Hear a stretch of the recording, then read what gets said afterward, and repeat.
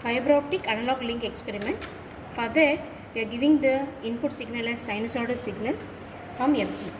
So here you see, from FG I have set the input frequency of 1 kilohertz, around 1 kilohertz, and giving as a input to the optical trainer kit.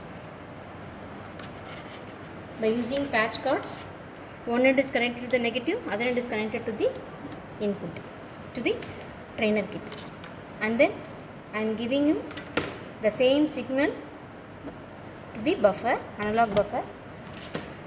From the analog buffer is a temporary storage device, just we are storing, and the same signal giving as an input to the transmitter. So this will be the transmitter. Here only optical source will be there, that is LED as a source here, that will convert electrical signal into light signal that will be allowed to pass through the cable. Here in transmitter part, here we have two transmitters, transmitter 1 and transmitter 2. This is a receiver part. Here we have receiver 1 and receiver 2. If you are using transmitter 1, receiver 1 must be used. If you are using transmitter 2, receiver 2 must be used. For analog link establishment, we have to use only transmitter 2 and receiver 2.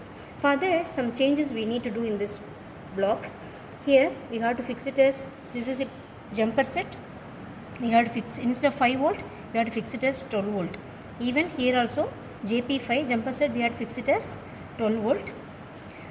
And here also, one more switch we have, that is JP8. Here also, since it is analog signal, here you can able to see, here square wave, this will be sine wave.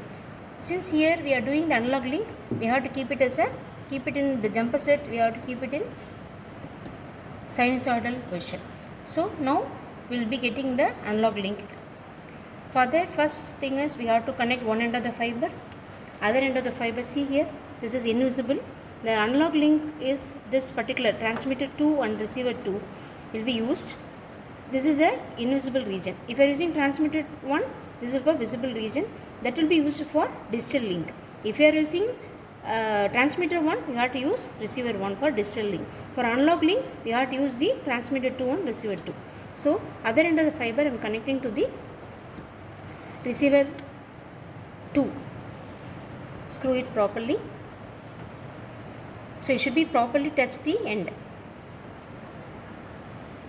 Now by using CRO, you are going to see the input and output.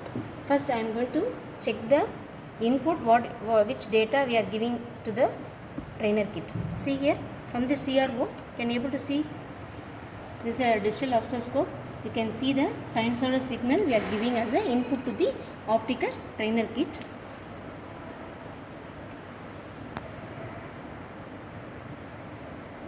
So this is a sinusoidal signal around 3 volt. Now the same signal is given to the buffer and given to the transmitter, and while viewing the output, we have to connect the positive of the probe to the analog output. See here, if you see this from the CRO, you can view the same sinusoidal signal we are getting around 3.6 volt. So the inference is by using optical cable. This is a 1 meter cable I have used. Using optical cable, we can transmit the signal from the FG, and it is propagated through the optical fiber, and it will be received in the receiver part that can be viewed by the CRO. This is a simple experiment for establishment of the analog link. In analog link, you can do losses also. If it is a bending loss, for that we have to give the bend to the fiber. For demonstration purpose, just as simply I am giving, see the maximum voltage here for the particular fiber is around 2.96 or 2.3 we have, isn't it? So 2.96 is the voltage we have received.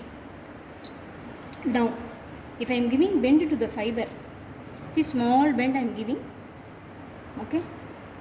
So the amplitude can able to see from the CRO, the amplitude is get reduced. Even further, if I am giving more bend to the fiber, the amplitude is get reduced around 1.54 around. So this is a bending loss. Then for propagation loss, for that we have to use a 1 meter cable. What will be the amplitude? That is, we are getting 3.6 volt as the output voltage we are getting for the 1 meter length of fiber.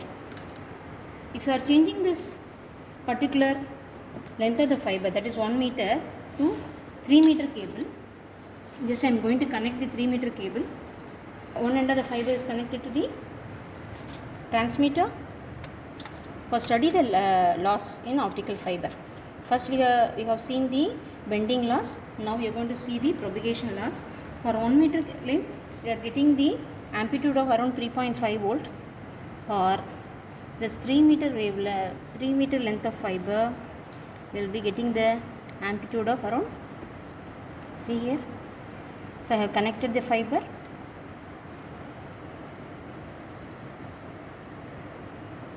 Can able to view here, it will be having in the value of millivolt. So depending upon the length of the fiber, you will be getting the output. So here I have changed the 1 meter cable by 3 meter cable. So for a 1 meter cable you are getting 3 volt. For a 3 meter cable you will be getting around 4 millivolt. I mean 408 millivolt as the voltage.